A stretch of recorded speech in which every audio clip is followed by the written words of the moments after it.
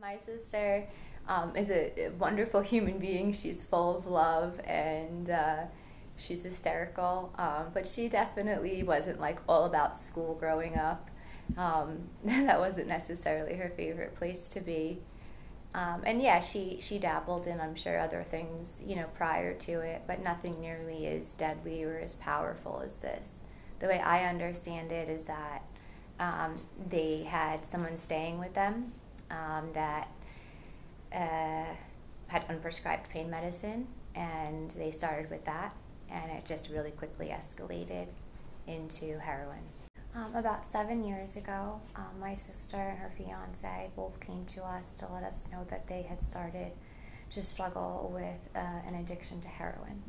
Nothing about this I could have ever expected, and like you, I find myself, I look at her baby pictures, I look at pictures of even when she was just not an active addiction, and we have smiles on our faces together, and it's really almost like two different people sometimes. It's the person that you love when they're outside of active addiction, and the person is very different when they're inside active addiction. I was devastated. My sister is 10 years younger than me about, and she's always been more like my daughter than my sister, and I promised her the day she was born I would do everything I could to keep her safe, and I take that promise very, very seriously. So the thought of my little baby putting a needle in her arm made me so nauseous and so sick. My future brother-in-law overdosed 2 years ago. My sister and him got pregnant, and they had their baby in 2015 in May. And we were so hopeful, both of our families, that they had come to a good place in their battle. And the day he was born was the happiest I've ever seen my little sister, and I've ever seen her fiance. And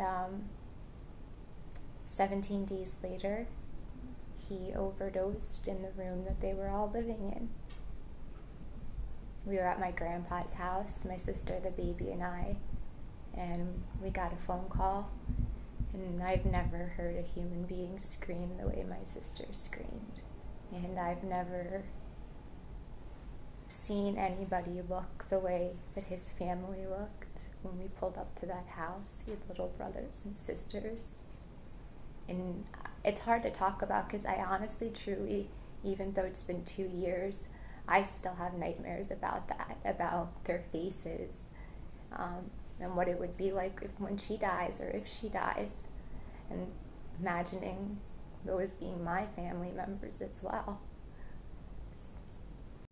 I thought I'd get her to go to rehab right away, but I couldn't, and it was so scary because now you have a baby. You have a 3-week-old baby who you are scared to death for, and the person that you're dealing with is not always honest with you about what they're doing or not doing, and then you all of a sudden now you are scared for not only your sister, you're so scared for this innocent baby.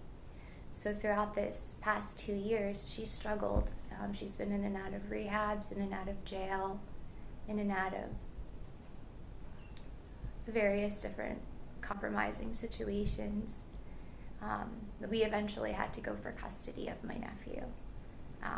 We sought emergency custody with the help of a family lawyer.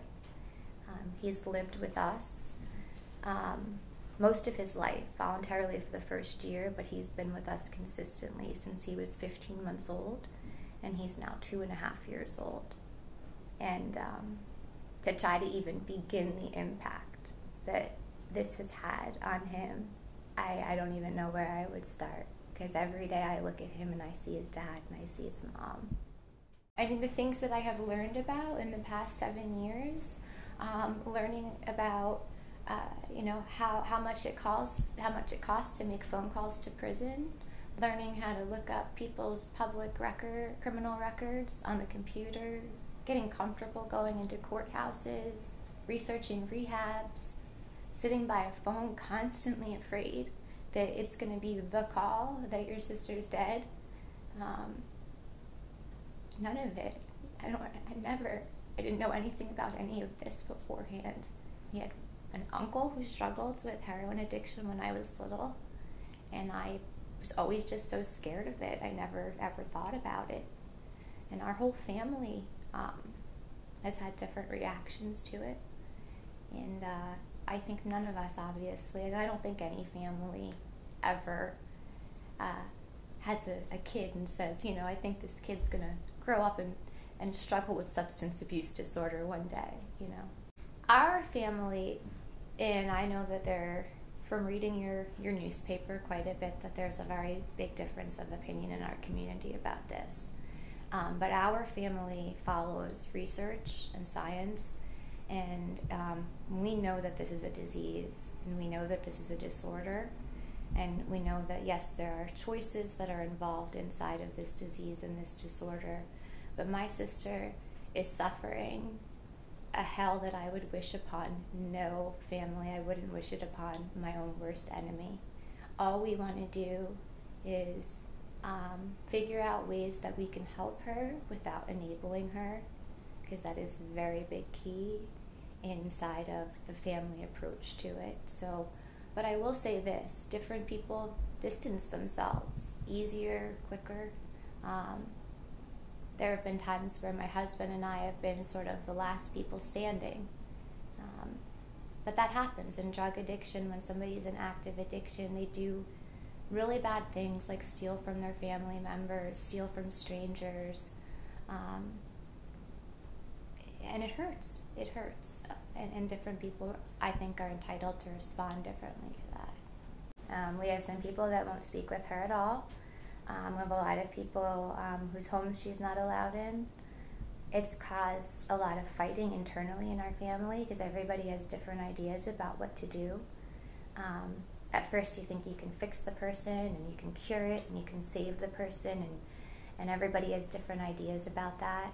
So it causes a lot of different reactions and turmoil. My parents, we have a brother, we have grandparents, we have a huge extended family who love and care about her so much, and they have all reacted a little differently. But most of them, I will say, have reacted with mostly just love and support. And whenever you're ready to accept help, I'm here for you. And I think we're really, really lucky to have that kind of family support, because I know not everybody does.